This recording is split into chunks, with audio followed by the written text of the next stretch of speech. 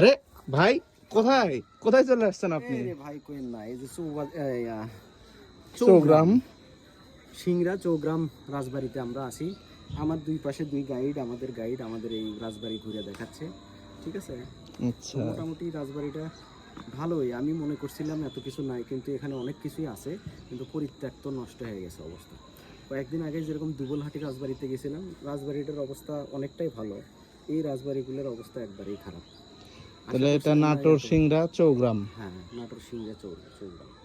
মানে স্থাপনা 3-4 জায়গায় একটু দেখা যাচ্ছে। 3-4 জায়গা না, বেশ কিছু কয়েক জায়গায়। আমি শুধু মনে করছিলাম শুধু মন্দির আছে, এখন দেখি অনেক কিছুই আছে।